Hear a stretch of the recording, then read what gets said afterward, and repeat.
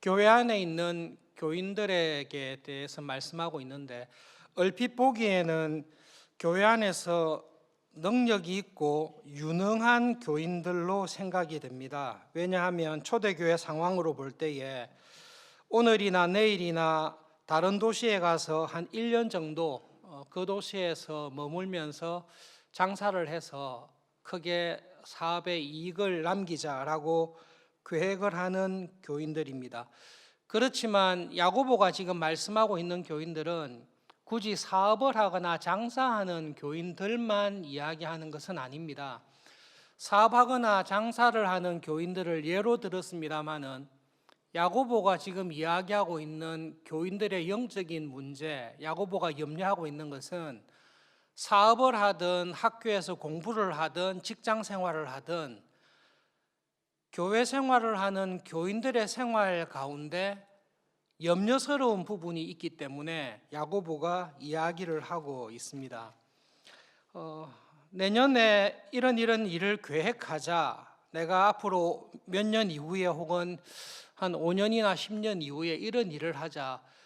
계획을 세우는 것이 잘못됐다는 말씀은 결코 아닙니다.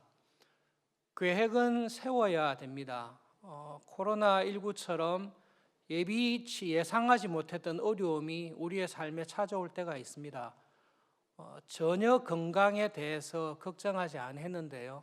나도 모르는 사이에 어려운 병에 걸려서 힘들어할 때가 있습니다. 나는 정신을 바짝 차려서 운전을 하는데 기분 나쁜 일로 인해서 술을 취한 사람이 술 취한 차를 몰고 내 차에 달려들 경우도 있습니다. 그렇기 때문에 미래를 위해서 대비하는 것, 사업을 하는 사람들이 내년을 위해서 준비하는 것, 그 모든 것들은 필요합니다. 야고보는 교인들에게 내년에 이러이러한 일을 하자라고 계획하는 것을 문제 삼는 것이 아니라 그런 계획을 할 때에 하나님의 뜻이 무엇일까라는 생각이 전혀 없는 교인들을 염려하고 있는 것입니다. 어떤 계획을 하거나 어떤 일을 할 때에 하나님께서 나에게 원하시는 뜻이 무엇일까? 이것을 알고 그 뜻을 따라 행하는 것이 구원받은 신자의 특징입니다. 그런데 야고보가 교인들을 봤습니다. 예배를 드리고 성경을 공부하고 신앙생활을 주일날은 잘합니다. 그런데 일주일간의 직장 생활을 하는 것을 보면 직장에서 어떻게 할까? 사업을 하는데 내가 어떻게 할까? 회사를 운영하는데 어떻게 할까? 우리 교회는 병원에도 계시는 분도 있고 대학에서 가르치는 분들도 있고 많은 교인들이 직장 생활을 하는데요.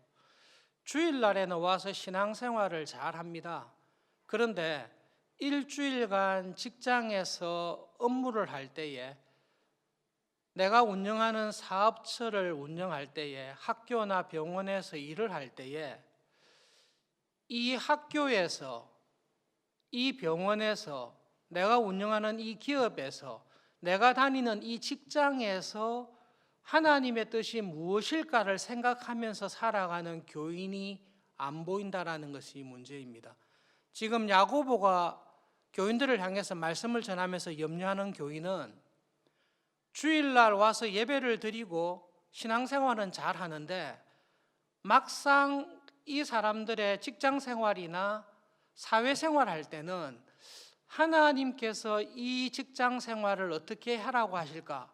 하나님께서는 내가 지금 대학에서 병원에서 내가 운영하는 이 기업에서 하나님께서는 이 기업을 하나님께서는 내가 하는 이 일을 어떻게 하기를 원하실까라는 생각이 없이 살아가는 교인들에게 대해서 이야기를 하고 있습니다. 이 교인들은 어떻게 생각하던가 하면 주일날 예배 드리는 것 말고는 직장에서 사업을 계획하거나 인생을 계획할 때 자기의 소견에 따라서 행합니다. 하나님께서 원하시는 직장 생활이 뭘까? 하나님께서 원하시는 사업을 하려면 내가 이 사업을 어떻게 운영해야 될까? 여기에 대한 생각이 전혀 없습니다. 오직 자기의 소견에 따라서 세상의 풍조에 따라서 생활할 뿐 내가 당면한 직장 생활에서 어떻게 해야 될까라는 생활이 없습니다. 간단한 용어로 하면요, 주일날에는 신자인데 실제 일상생활 속에서는 하나님을 고려하지 않습니다. 하나님께서 나의 직장 생활의 주인이 되시고 하나님께서 나의 사업을 주관하시고 내가 세상에서 무슨 일을 하든지 간에 하나님께서 받으실 만한 믿음으로 해야 된다라는 생각은 없습니다. 그래서 직장 생활하는 것과 신앙 생활하는 것이 분리되어 있습니다. 현실적인 무신론과 같은 신앙 생활을 하고 있습니다. 교인들 가운데 여러분 일정 어떤 교인을 두고 염두에 두는 것은 절대로 아닙니다. 절대로 오해하지 않기를 바랍니다. 우리 교회 교인들 중에서도 이민교회도 마찬가지입니다만 도박에 중독되어 있는 교인들을 들어 만나서 이야기할 때가 있습니다.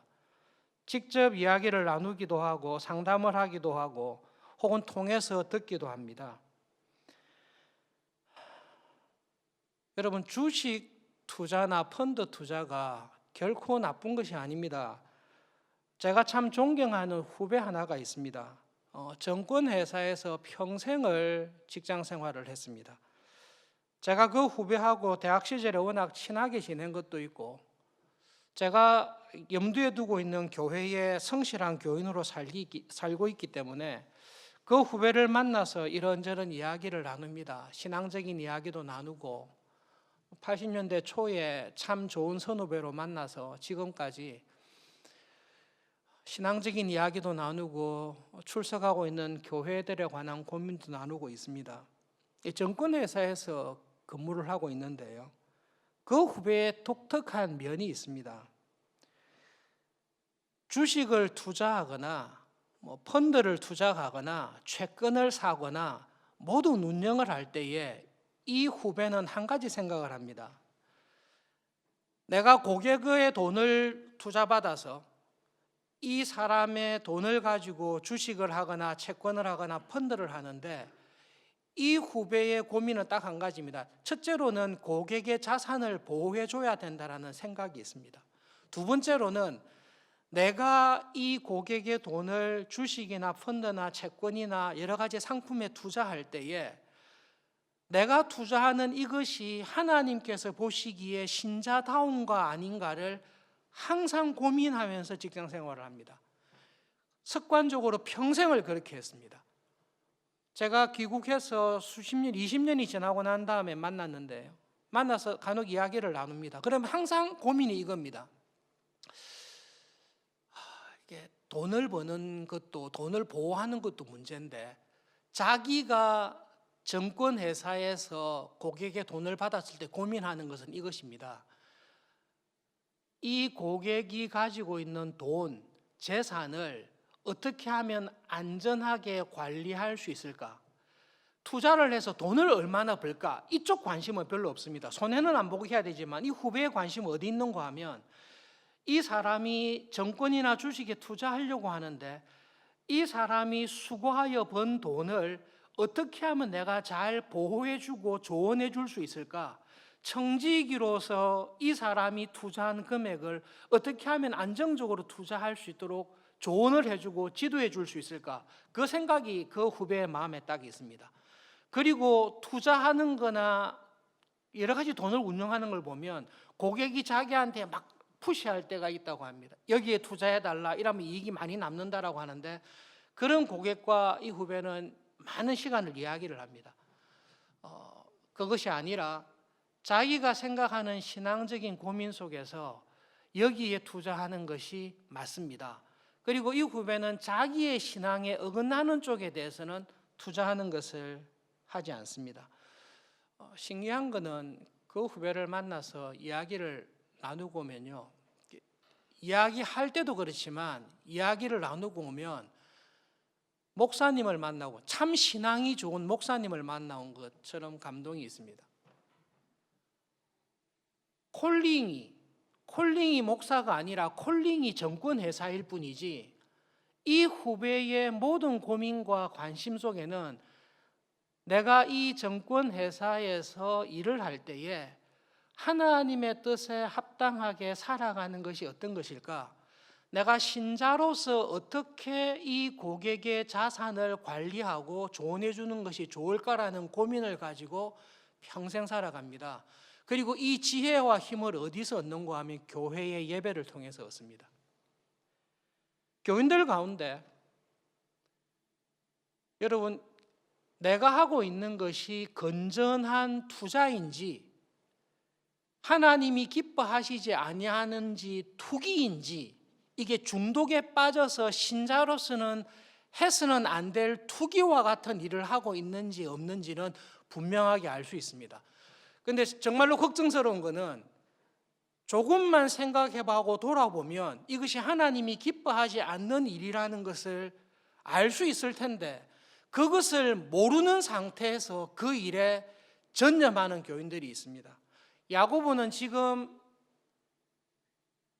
장사하는 사람들에 대해서 이야기하면서 무엇을 지적하는가 하면, 여러분이 직장에서 사업처에서 그런 계획을 가지고 그런 생각을 가지고 사업을 운영하거나 직장 생활하는 것이 하나님을 믿는 사람에게 합당하지 않는다는 것을 여러분 알지 못합니까? 왜 여러분은 하나님이 여러분이 있는 직장에는 없는 것처럼, 하나님은 아예 죽어 있는 것처럼 자기 소견에 오를 대로 그렇게 직장 생활하고 사업을 하고 세상을 살아가고 있습니까? 정말로 하나님을 믿는 신자라면, 옥토에 떨어진 씨와 같은 신자라면 내가 하고 있는 이 일이 하나님이 원하시는 일인지 아닌지를 분명히 알 수 있습니다. 그래서 하나님께서 원하시면 내가 이 일을 하겠습니다라는 생각을 가지고 하루하루 생활합니다. 그러나 놀랍게도 예루살렘 교회에 있는 교인들 중에 하나님께서 원하시지 아니하는 일이 분명한데도 그 사람의 살아가는 모습을 볼 때에 하나님을 믿는 신자라면은 저렇게 할 수 없는데 그런 일들을 합니다. 그러면서 이렇게 변명을 합니다. 세상에서는 다 이렇게 사업합니다. 세상에서는 다 이렇게 기업을 운영합니다. 세상에서는 다 이런 생각을 가지고 살아갑니다. 하나님에 대한 의식, 하나님께서 나의 삶의 주인이라는 것이 없이 살아가는 교인들이 있습니다. 굉장히 제가 볼 때 걱정스러운 교인이 있었어요. 투자라기보다는 굉장히 위험한 투기를 하는 상황에 있었습니다. 그래서 물어봤습니다. 하나님께서 원하시면 우리가 할 수 있는데 지금 이것은 하나님께서 원하시지 않는 일이 분명합니다. 하나님께서 원하시지 않는 일이 분명한데 그 일이 성공하면 그것이 복이 됩니까? 저주가 됩니까? 그때 나누었던 말씀이 있는데요. 시편 7편 11절부터 13절에 있는 말씀입니다. 화면에 나올 텐데 시편 7편 11절부터 13절 우리 함께 읽어보겠습니다. 하나님은 의로우신 재판장이시며 매일 분노하시는 하나님이시로다. 사람이 회개하지 아니하면 그가 그의 칼을 가시며 그의 활을 이미 당기어 예비하셨도다. 죽일 도구를 또한 예비하시며 그가 만든 화살은 불화살들이로다. 하나님께서는 내가 어떻게 살아가는지를 항상 살펴보시는 의로우신 재판장이십니다. 하나님을 믿는 자녀가 죄 가운데 살아갈 때에 하나님은 죄는 절대로 그냥 넘기시지 않습니다. 아주 눈에 보일 수 있는 표현으로 하고 있습니다. 하나님의 자녀인 우리들이 직장에서 이 세상에서 살아갈 때에 하나님의 법을 기억하지 아니하고 하나님이 말씀하신 10계명에 도둑질하지 말라 그 계명을 무시하고 로또를 사거나 도박을 하거나 하나님이 기뻐하지 아니하는 그러한 투기를 하면서 지날 때에 하나님께서는 그런 교인에 대해서 절대 참지 않으십니다. 네가 하나님의 백성인데, 네가 나의 자녀인데 나를 무시하고 세상의 풍조에 따라서 세상에 성공하기 위해서는 바알을 섬겨야 된다. 이 세상에서 형통하기 위해서는 세상의 원칙을 따라야 된다라고 죄를 범하며 살아갈 때에 하나님께서는 그런 교인들을 향하여 분노하십니다. 매일 분노하십니다. 하나님께서 칼을 갈고 계십니다. 처형하시기 위해서 칼을 갈고 계십니다. 화살을 예비했다라는 게 아니라 그냥 화살을 딱 넣어서 활을 당겨서 이렇게 딱 쏠 준비를 하고 계십니다. 불화살을 준비해서 쏠 준비를 하고 계십니다. 야고보는 예루살렘에 있는 초대교회 교인들에게 이렇게 이야기를 하고 있습니다. 하나님을 무시하고 세상의 원리에 따라서 사업에 성공하기 위해서, 직장에 성공하기 위해서 하나님의 뜻은 고려하지 않고 살아가는 여러분들이 하고 있는 그 행위가 하나님을 무시하는 것이고 하나님의 법을 어긋나는 죄 가운데 있다는 걸 알지 못하십니까? 하나님은 하나님의 백성으로 부름받은 신자가 믿음으로 살아가지 아니할 때에 하나님은 그 사람에 대해 반드시 보복하시고 심판하십니다. 하나님은 칼을 갈고 계십니다. 이미 활을 당겨서 조금만 더 넘어가기만 하면 불화살을 나에게 쏠 준비를 하고 계십니다.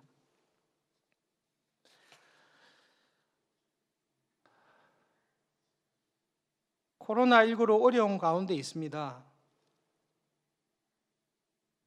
신앙생활을 믿음으로 살아가기에 우리는 항상 어려운 때를 맞이하고 있습니다.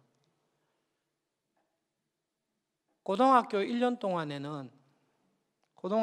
동안에는 교회 출석을 하지 말고 열심히 공부를 해서 좋은 대학에 가서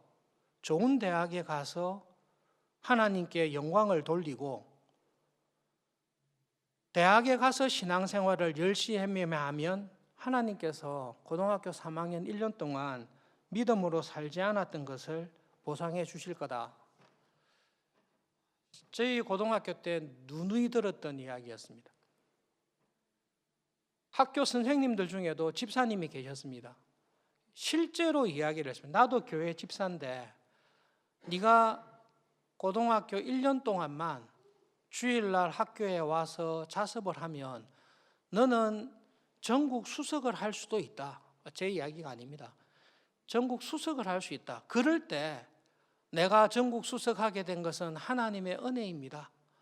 그렇게 인터뷰를 하면 하나님께서 크게 영광을 받으실 것이 아니냐라는 유혹이 그때도 실제로 있었습니다. 여러분, 이걸 고등학교에만 적용하지 마시고 지금 내가 직장생활, 사업, 내가 하는 모든 일들에 적용을 해보십시오. 하나님의 말씀을 1년 내내 어겼습니다. 하나님의 말씀을 1년 내내 어기고 불순종했습니다. 그리고 난 다음에 세상에서 크게 성공을 했습니다. 그 성공을 하나님께서 주신 은혜라고 영광을 돌릴 때에 하나님께서 그 영광을 정말로 받으시겠습니까?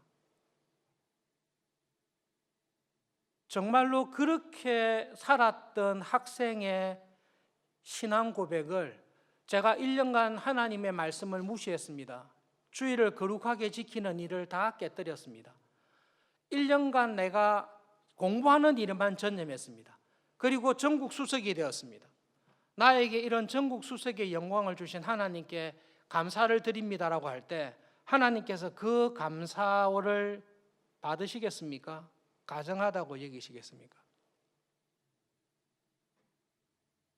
1년 동안 내가 이런저런 도시에 가가지고 이런 일을 하겠다, 이런 사업을 하겠다, 그래서 그것을 통해서 큰 이익을 남기겠다, 그리고 그 큰 이익을 남겨서 건축이나 선교나 구제나 교회에 많은 헌금을 하겠다라고 생각하는 교인들이 있습니다.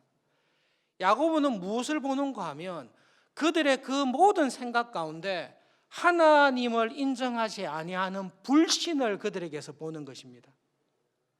하나님의 법을 어기면서 살아가는데 형통한 것은 하나님께서 그 사람을 포기한 것입니다.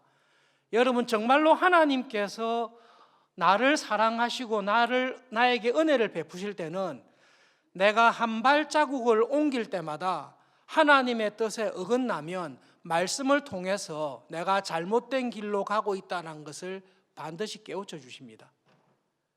내가 하고 있는 이 일이 하나님의 뜻에 합당할까, 합당하지 않을까라는 것을 항상 생각하면서 살아가는 은혜를 주십니다. 그 후배처럼 가장 죄와 타협하기 쉬운 정권회사에서 살아가고 있지만 매일매일 고민하는 것이 이것입니다. 이 투자를 하는 것이 신자로서 하나님 보시기에 합당한 투자가 될까? 내가 이 종목에 투자하는 것이 하나님 앞에서 신자로서의 양심에 어긋나는 것이 되지 않을까? 그것을 생각하면서 항상 기도하는 것입니다. 매일매일 하나님의 은혜를 기도하는 것입니다. 여러 가지로 어렵고 힘든 정권회사의 생활이 있었는데요. 하나님께서 은혜 주셔서 이야기를 들어보면 크게 성공하지 않았습니다. 아주 유명한 펀드 매니저도 아닙니다. 그러나 그 후배의 이야기를 가만히 들어보면 이것이 하나님의 뜻일까? 이렇게 하는 것이 믿는 사람으로서 살아가는 올바른 삶일까라는 것을 수십 년간 고민하면서 믿음 안에서 살아갔던 그 신앙의 고백이 있습니다. 그리고 그 후배와 이야기를 나누고 돌아오면 신방을 갔다가 은혜를 받고 돌아옵니다. C.S. 루이스라는 분이 쓴 스크루테이프의 편지라는 책이 있습니다. 스크루테이프라는 것은 아주 노련한 마귀입니다. 이 마귀가 신참 마귀에게 신자들을, 교인들을 어떻게 타락시킬지에 대해서 조언을 해주고 있는 책이 스크루테이프의 편지라는 것입니다. 이 능숙하고 노련한 은퇴를 앞둔 마귀가 이제 갓 마귀 윤리를 시작하려고 하는 신참 마귀에게 교인을 유혹하기 위한 방법을 가르쳐 줍니다. 아주 간단하게 가르쳐 줍니다. 신자와 교인을 유혹해서 지옥으로 안전하게 이끌기 위해서는 이걸 기억해라. 지옥으로 확 당기지 마라. 서서히 당겨라. 지옥으로 인도하고 있다는 것을 못 느낄 정도로 서서히 당겨라. 그리고 갑자기 확 올지 말고 경사도 완만하게, 마치 평지를 가고 있는 것처럼 완만하게, 그리고 부드럽게 서서히 당겨라. 내가 지옥으로 세상의 유혹을 가고 있다는 것을 느끼지 못할 정도로 경사도 완만하게 해라. 그리고 부드럽게 해라. 끈질기게 부드럽게 해라. 그렇게 하다 보면 어느 순간인가 그 사람이 너와 함께 지옥으로 가고 있을 것이다라고 스크루테이프가 신참 마귀에게 조언을 하고 있습니다. 여러분, 마귀가 하는 일은 하나님께서 하시는 일을 딱 뒤집는 것입니다. 성령 하나님께서 예루살렘 교회 교인이든지 지금 이 시대를 살아가는 우리들이든지 하나님께서 인도하시는 방식이 있습니다. 하나님께서는 믿음의 길을 걷도록 우리를 인도하실 때 서서히 인도하십니다. 그리고 어느 순간 갑자기 확 변하여 성숙한 사람이 되는 경우는 별로 없습니다. 말씀을 읽거나 철야 기도를 하거나 금식을 하거나 은혜를 받았을 때에 강력한 은혜를 확 받을 때가 있습니다. 여러분, 강력한 은혜를 받았다고 해서 신앙이 강력하게 한순간에 성장하는 일은 없습니다. 강력한 은혜를 받았지만 그 은혜가 지나고 나면 한 발자국 성장해 있습니다. 성령님께서 우리를 인도하시고 영적으로 자라게 하실 때 그렇게 인도하십니다.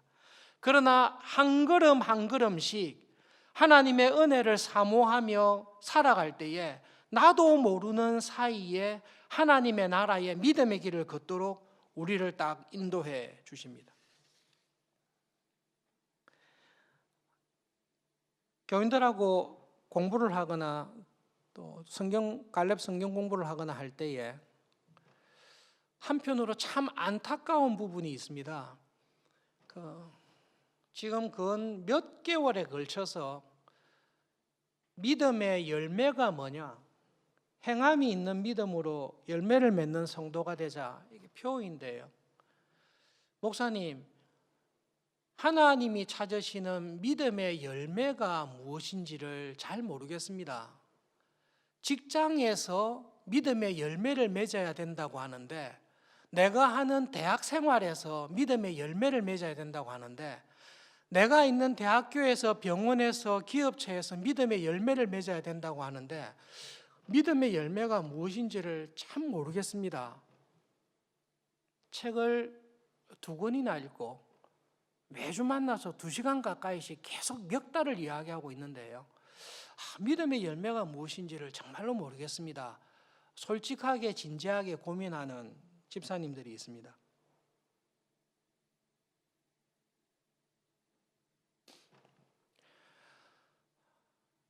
믿음의 열매가 무엇인지 하나님께서 성경에 너무나 풍성하게 많이 이야기해 놓으셨습니다.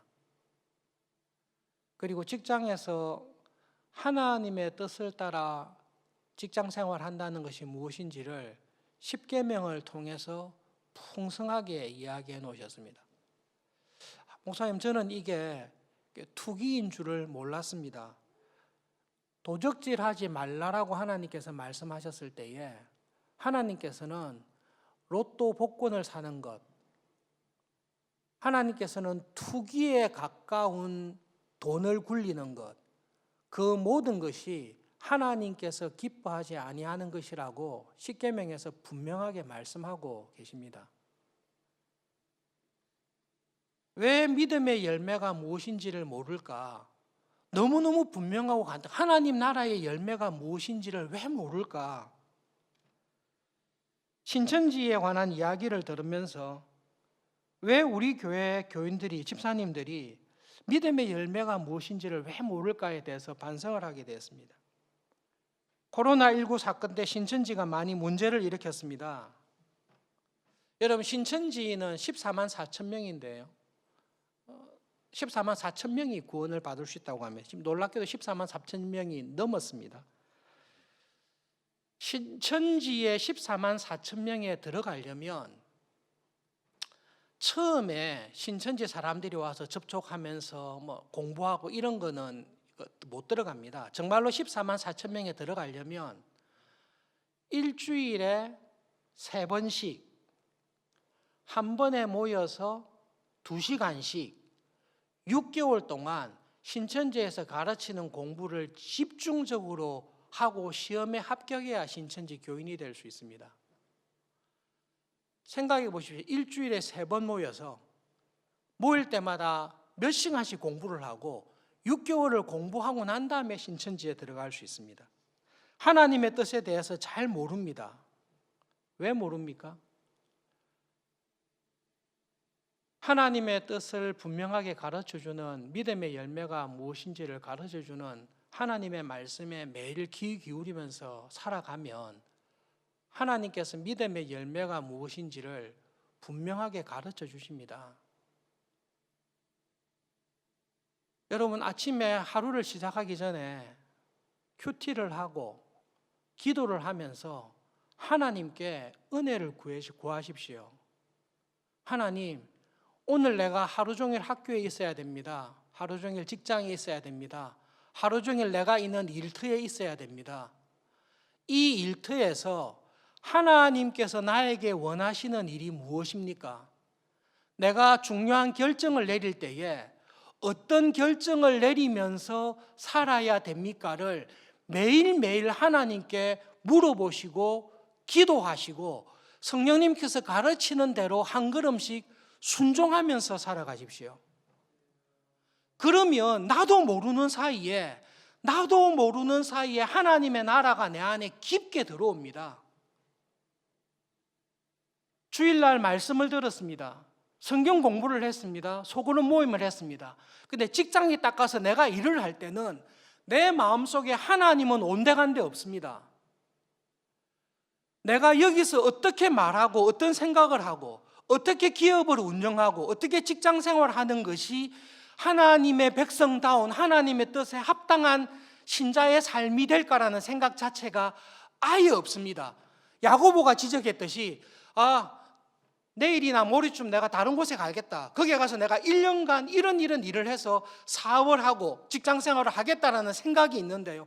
그 생각 가운데 하나님께서는 이 일을 어떻게 하기를 원하실까라는 생각이 전혀 없습니다. 야고보는 당황하고 놀래고 있는 것입니다. 여러분 정말로 하나님의 은혜로, 내가 하나님의 은혜로 영적으로 거듭났다면 내가 이렇게 생각을 하면서 사는 게 가능합니까? 주일날에는 와서 설교를 합니다. 주일날에 와서 예배를 드립니다. 그러나 일주일 동안 생활할 때는 하나님에 대한 생각이 없습니다. 내가 하고 싶은 말을 집에서, 내가 하고 싶은 행동을 직장에서, 내가 원하는 대로 일주일 동안 내내 살아갑니다. 하나님에 대한 의식이 없습니다. 그것이 영적으로 거듭난 신자에게 가능한 일입니까? 여러분, 그렇게 사는 사람이 있다면 그 사람은 예수님께서 말씀하신 길가와 같은 교인과 거의 방불합니다. 길가와 같은 교인은 매일 하나님의 말씀을 듣습니다. 주일날 와서 말씀을 듣습니다. 성경을 읽습니다. 그런데 길가와 같은 교인은 워낙 하나님 말씀을 많이 들었기 때문에, 알고 있기 때문에 이 말씀이 내 마음속에 들어오지를 않습니다. 하나님의 말씀을 들었는데 하나님께서 나에게 도둑질을 하지 말라고 하셨구나, 하나님께서 나에게 간음하지 말라고 하셨구나, 그렇다면 내가 있는 직장에서, 사업처에서 하나님 보시기에 도둑질하지 아니하고 오히려 다른 사람을 도와주며 살아가는 그 삶이 무엇일까를 자연스럽게 생각하면서 살아가는 사람이 옥태에 떨어진 참 신자입니다. 그런데 지금 야고보가 이야기하고 있는 교인들은 하나님을 믿는다라고 하는데 자기들의 실제 생활 속에서 하나님의 자녀답게 살아가는 것이 무엇인지를 고민하거나 생각하거나 순종하는 삶이 전혀 없습니다. 그래서 야고보는 교인들을 향해서 이렇게 이야기하는 것입니다. 여러분, 믿음이 있다라고 하는데 여러분의 직장 생활이나 사업이나 여러분의 일주일 생활 속에서 내가 이렇게 하는 것이 하나님께서 원하시는 것일까? 내가 이렇게 직장 생활하는 것, 내가 이렇게 회사를 운영하는 것, 이것이 정말로 하나님께서 기뻐하시는 것일까? 내가 돈을 이렇게 쓰는 것, 내가 행동을 이렇게 하는 것이 하나님께서 정말로 기뻐하시고 하나님께서 원하시는 것일까라는 생각이 없이 살아간다면 그 교인들을 향해서 야고보는 당신이 가지고 있는 믿음이 참 믿음입니까? 당신이 참 구원의 길에서 믿음의 길을 걷고 있습니까? 라고 돌아볼 것을 말씀하고 있습니다. 후배하고 이야기할 때 이렇게 이야기했습니다. 너무 기쁜 마음에 이야기를 했어요. 야, 네가 그렇게 산다고 해서 직장이 바뀌냐? 네가 너무 그렇게 하다가 직장에서 잘릴 위험이 있지는 않냐?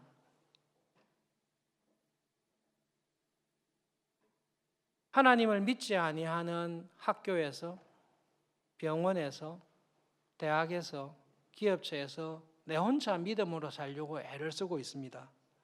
그러면 내가 있는 학교가, 내가 있는 직장이 하나님의 나라로 바뀝니까? 주님 재림하실 때까지 바뀌지 않을 것입니다. 그래서 마귀는 이렇게 유혹합니다. 네가 아무리 그렇게 해봤자 바뀌는 거 하나도 없다고, 오히려 너만 손해볼 것이라고, 세상에서는 세상의 원리를 따라 살아야지 이 세상에서 하나님의 원리 따라 살아가는 것이 얼마나 효과가 없고 아무것도 바꿀 수도 없고 네가 이룰 수 있는 것은 아무것도 없지 않냐고, 차라리 이 세상에서는 세상의 원리를 따라서 살고 그로 인하여 성공하고 복받은 것을 가지고 교회에 헌금을 많이 하고 구제와 선교 헌금을 많이 하면 되지 않냐고. 그게 마귀가 교회를 향해서, 우리를 향해서 공격하는 것입니다. 믿음으로 살아가는 신자에게 주는 은혜가 있는데요, 내가 믿음으로 살아간다고 해서 내가 있는 직장이 하나님의 나라로 바뀌지 않습니다. 그런데 믿음으로 살아가기 위해서 애를 쓰며 그 좁은 길을 걸어가는 사람은 그 길을 가다 보면 세상은 바뀌지는 않지만 내가 바뀝니다. 하나님께서는 교회를 향해서 세상을 하나님의 나라로 바꾸라고 말씀하신 적이 없습니다. 하나님께서는 우리에게 네가 있는 학교에서, 네가 있는 병원에서, 네가 있는 기업체에서 이 모든 사회 시스템을 하나님의 나라로 바꾸라고 말씀하신 적은 없습니다. 그러나 하나님께서는 네가 정말로 나를 구주와 주님으로 믿고 있다면 너는 나의 백성답게 변화되어 살아라고 분명하게 말씀하고 계십니다. 하나님의 말씀을 따라 순종하면서 살아갈 때에 세상에서 성공할 수도 있고 세상에서 크게 성공하지 못하고 살아갈 수도 있습니다. 그렇지만 하나님께서는 믿음으로 살아갔던 나의 삶의 열매를 보시고 다 기억하십니다. 여러분, 정말로 이 시험과 유혹을 조심하셔야 되는데요. 하나님의 뜻을 따라 살지 않습니다. 일주일간 직장에서 세상의 원리, 직장에서 원하는 것, 하나님의 뜻과 무관한 길을 걸어서 성공하고 부유하고 형통하게 됐을 수가 있습니다. 야고보가 그렇게 하는 교인들에게 이야기합니다. 너의 생명이 무엇이냐? 너희는 잠깐 보이다가 없어지는 안개니라. 세상의 원리를 따라서 좋은 계획을 세워서 큰 이익을 받습니다. 많은 재산을 남겼습니다. 높은 지위에 올라갔습니다. 모든 사람이 존경하는 명예를 얻었습니다. 그 모든 것이 잠깐 보이다가 없어지는 아침 안개처럼 내가 이 세상을 떠날 때 하나님 앞에 남는 것 하나도 없이 다 사라질 것입니다. 그러나 믿음으로 하나님께서 원하시는 게 뭘까? 하나님, 제가 오늘 이 직장에서 이번 한 주간을 살아갈 때에 하나님께서 원하시는 뜻이 뭡니까? 제가 그 뜻에 하나라도 순종하며 살고 싶습니다. 하나님께서 싫어하신다면 제가 손해를 보더라도 하지 않겠습니다. 그러나 하나님, 믿음으로 살아가는 자에게 하나님께서는 내 생에서 은혜를 주실 뿐만 아니라 믿음으로 주의 이름으로 살기 위해서 집이나 가족이나 형제나 자매나 자기의 전토를 벌인 사람은 이 땅에서도 100배를 받는다고 하나님께서 약속해 주셨는데 저는 하나님의 그 약속을 믿습니다. 저는 이번 한 주간을 살아갈 때에 내가 있는 직장이 변하지는 않더라도 내가 하나님의 사람으로 변화되어서 순종하면서 살아가겠습니다라고 한 그 사람의 삶은 아침 안개처럼 사라지지 않습니다. 그렇게 살았던 모든 것이 하나님의 나라의 보화로 딱 쌓여 있습니다. 그리고 하나님께서는 그것을 보시고 나의 삶을 축복해 주실 것입니다. 야고보는 교회를 향해서 우리를 향해 이렇게 이야기합니다. 사람이 선을 행할 줄 알고도 행하지 아니하면 죄입니다. 선은 하나님의 말씀에 순종하는 것입니다. 하나님의 말씀은 무엇입니까? 여러분, 직장 생활할 때, 이 세상을 살아갈 때에 내가 직장에서 하는 이 일이 하나님이 기뻐하시는 일인가? 내가 투자하는 이 투자가 하나님이 절개하시고 인정하실 투자인가? 내가 회사를 운영할 때에 내가 직장에서 이렇게 살아가는 것이 하나님께서 기뻐하시는 일인가를 알고 그 일에 순종하며 살아가는 것이 옥토에 떨어진 씨와 같은 교인입니다. 그래야 되는 것을 압니다. 그런 선을 행하면서 살아야 될 줄 압니다. 그러나 정작 직장 생활에서, 가정에서, 내 삶의 자리에서 그 선을 행하지 않고 살아가는 것은 죄 가운데 살아가는 것입니다. 야고보는 우리에게 이렇게 이야기를 합니다. 이때까지 살아온 삶을 돌아보십시오. 하나님 앞에서 내가 지금까지 수고하고 남겨놓은 믿음의 열매가 무엇이 있습니까? 아침 안개처럼 금방 사라져버릴, 내가 죽으면 없어질 게 아니라 내가 믿음의 눈으로 딱 봤을 때, 그렇지, 내가 하나님께서 이번 주만 살고 불러오신다 하더라도 하나님의 나라에 갔을 때 믿음으로 살았던 믿음의 열매가 이것은 하나님에게 분명히 있을 거다라고 확신하는 믿음의 열매가 있습니까? 야고보의 말씀은 라오디게아 교회에 하신 말씀하고 똑같습니다. 라오디게아 교회는 부유한 교회였습니다. 교인들 대다수가 이렇게 생각했습니다. 나는 부유한 사람이다. 나는 모든 것을 다 가지고 있다. 나는 믿음으로 살았다라고 이야기를 했습니다. 그런데 예수님께서는 야고보가 했던 말씀과 똑같이 라오디게아 교회를 향해서 말씀하고 있습니다. 너의 믿음의 눈이 감겨져 있구나. 네가 안약을 사서 눈을 떠야 되겠구나.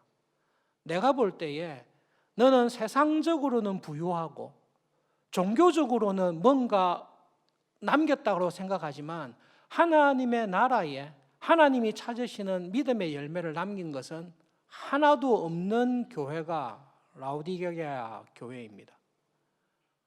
라오디게아 교회의 문제가 뭐죠? 예수님께서 마음의 중심에 안 계세요. 예수님께서 일주일간 생활 안에 주인으로 계시지 않고 예수님께서 일주일 생활의 바깥에 계세요. 모든 계획을 내가 다 세웠습니다. 그래서 예수님께서 구걸하시는 거예요. 문 좀 열어달라고. 왜 너는 직장 생활할 때에 나를 찾지 않냐고. 왜 너는 사업을 계획할 때에 나의 뜻이 무엇인지를 왜 나에게 물어보지 않냐고. 너는 주일날 예배는 잘 드리는데 왜 일주일간 네 삶의 모든 부분에 있어서 나를 너의 삶의 중심에 모시고 나의 뜻이 무엇인지를 하나씩 물어보면 내가 하나씩 가르쳐서 믿음의 열매를 맺는 이 큰 상을 주기를 원하는데 왜 너는 너의 일주일날 생활 속에서 나를 완전히 도외시하고 사냐고. 그것이 라오디게아 교회를 향해서 주님께서 애타게 부르시는 말씀입니다. 한 주간 살아가실 때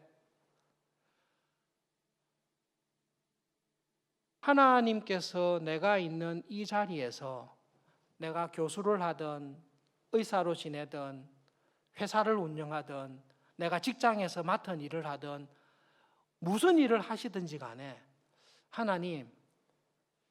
하나님께서 이곳에서 내가 하기를 원하시는 일이 무엇입니까를 매일 큐티를 하시고 기도를 하면서 여쭤보십시오. 그리고 성령님께서 아주 작은 것이라도 말씀해 주시면 그 일에 순종하면서 하루를 사십시오. 그렇게 살아가는 것이 1년이 지나고 2년이 지나고 10년이 지나면 내 마음에 생각하고 계획하는 것이 예수님께서 생각하고 계획하시는 것과 같이 되는 하나님의 나라를 누리고 살아가는 은혜의 자리에 반드시 나를 인도해 주십니다. 능숙한 마귀 스크루테이프가 한 것을 꼭 기억해 보십시오. 하나님의 나라를 누리며 살아가는 것은 대단한 일을 하는 게 아니라 오늘 하신 말씀을 듣고 그 작은 일에 순종하고 그 작은 일을 끝까지 쭉 따라가다 보면 이게 믿음의 열매구나라는 것을 분명하게 가르쳐 주십니다. 목사님, 믿음의 열매가 뭔지를 아직까지 모르겠습니다.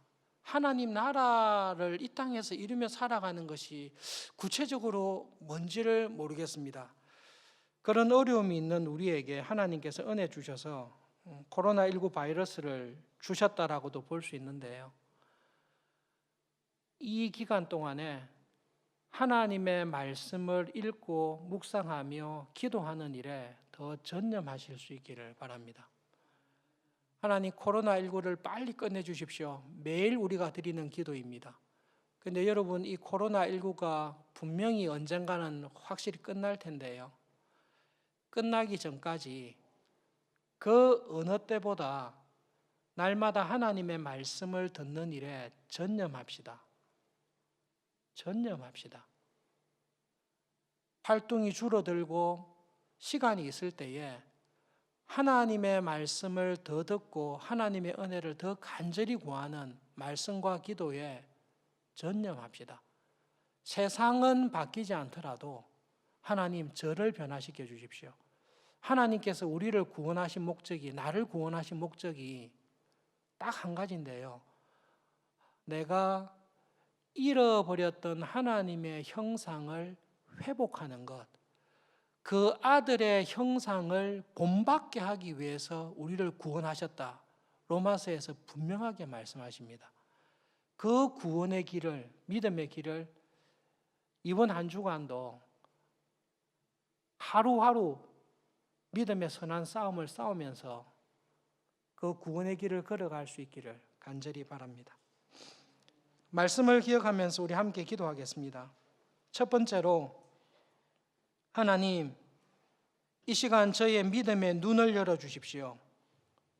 내가 이때까지 살아왔던 믿음의 삶을 돌아보게 해주십시오.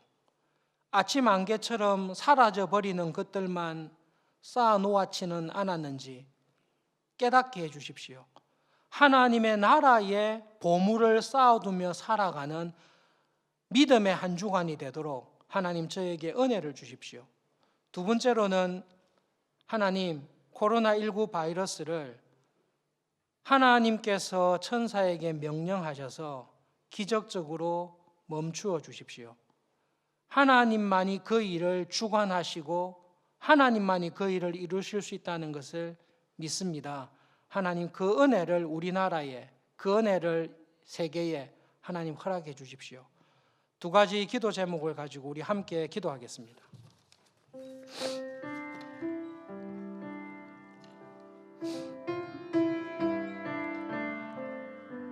하나님 아버지, 하나님을 믿는다라고 하면서도 실제 생활 속에서는 내 소견에 오를 대로 세상의 문화를 따라서 살아가고 하나님을 인정하지 않는 하나님, 그 불신앙과 죄에 대해 하나님 말씀하셨습니다. 하나님, 하나님의 눈으로 우리의 삶을 돌아보는 은혜를 주십시오. 하나님, 이때까지 내가 이루었던 모든 것들을 하나님 앞에 내어놓고 하나님의 나라에 영원토록 남을 것이 무엇인지를 하나님 이 시간 깨닫게 해 주십시오. 하나님 아버지, 아침 안개처럼 금방 사라지고 없어져 버릴 것들, 나의 죽음과 함께 아무런 의미 없이 사라져 버릴 것들만 쌓아놓고 있지는 않는지를 깨닫게 해 주십시오. 하나님, 저희들을 구원하셔서 하나님의 나라에 보물을 쌓아두며 하나님께서 상급으로, 은혜로 상 주시는 믿음의 길을 걷게 하신 것을 기억하며 그 길을 걸어가는 한 주간이 되도록 하나님 붙잡아 주십시오. 하나님 아버지, 코로나19 바이러스로 인하여 우리를 겸손하게 하시고 죄를 돌아보게 하시고 하나님의 은혜를 구하게 하셔서 감사합니다. 이 시간, 이 기간 동안 겸비한 자리에, 기도의 자리에, 말씀의 자리에, 참 신앙의 자리에 우리를 인도해 주십시오. 하나님, 정말로 하나님의 기적이 필요합니다.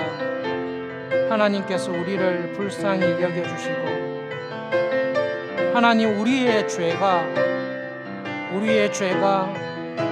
마땅히 심판을 받아야 마땅하지만 하나님의 은혜로 말미암아, 긍휼로 말미암아 우리를 용서하여 주시옵소서.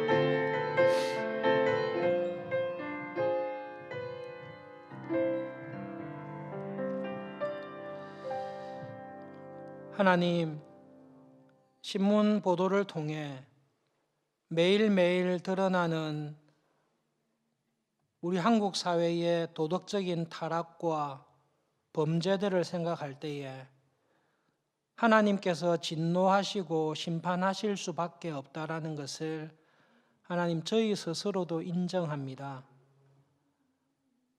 하나님께서 우리의 죄를 드러내실 때에 하나님, 감히 하나님의 은혜와 용서를 기도하는 것이 불가능하다라고 하나님 진심으로 고백합니다.